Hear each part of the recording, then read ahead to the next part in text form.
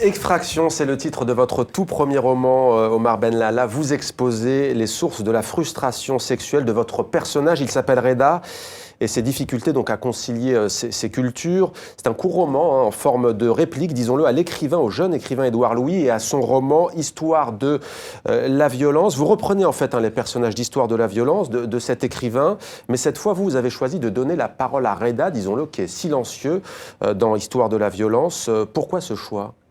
Pourquoi ? Tout simplement parce que quand j'ai lu ce livre-là, on était en janvier 2016 et en plein dans la polémique en fait sur la déchéance de nationalité. Ouais. Et j'étais assez effrayé de lire les commentaires sur les binationaux dont je fais partie. Et quand j'ai entendu parler de ce livre, je me le suis procuré rapidement parce qu'il expliquait en fait les mécanismes qui ont mené le Reda donc d'Édouard Louis aux extrémités qui sont un viol et une tentative d'assassinat.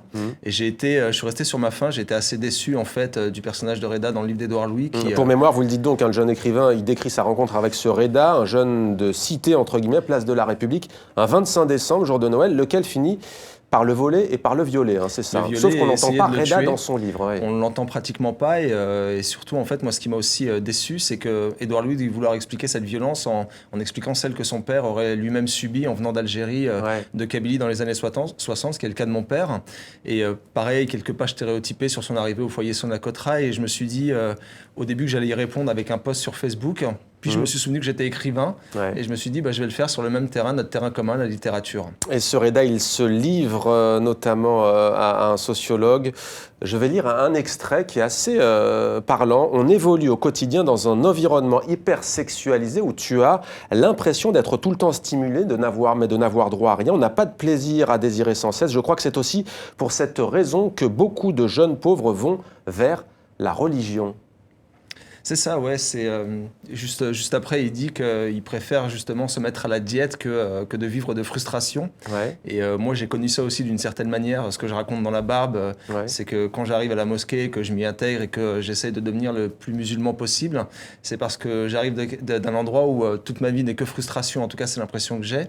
Et j'essaie de régler ces frustrations justement à travers l'idée religieuse que je me fais à ce moment-là. Et finalement, le Reda de l'effraction, c'est exactement la même chose. Il est dans un contexte social, économique, il est entre ces deux cultures qui baignent entre une tradition en fait assez pudique, voire très, et une société désinhibée, assez libérale, et il ne sait pas comment se positionner là-dedans. Une société où l'injonction au plaisir est omniprésente, dites-vous. C'est ça, pour vendre le moindre des yaourts, on vous présente la plus belle des femmes, etc.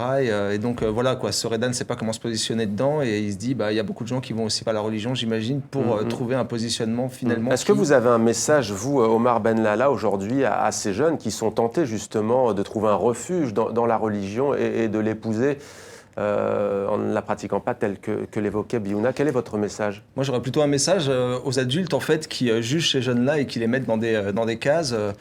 Par exemple, j'en suis à mon deuxième livre et le dernier article que j'ai eu dans un grand journal français, titre L'islamiste repenti répond à Édouard Louis.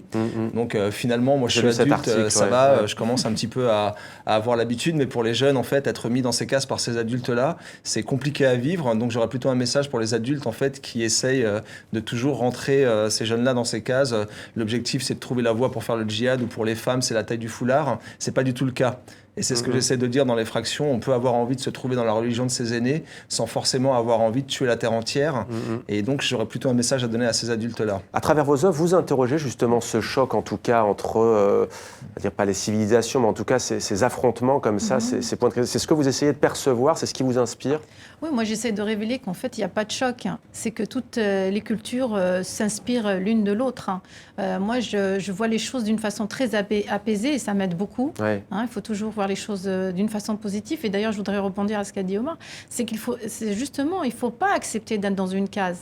Une case, elle est faite pour être explosée. Une identité, elle est multiple. Elle est multiple. Il faut chercher à élargir son champ de vision et toujours aller vers l'autre.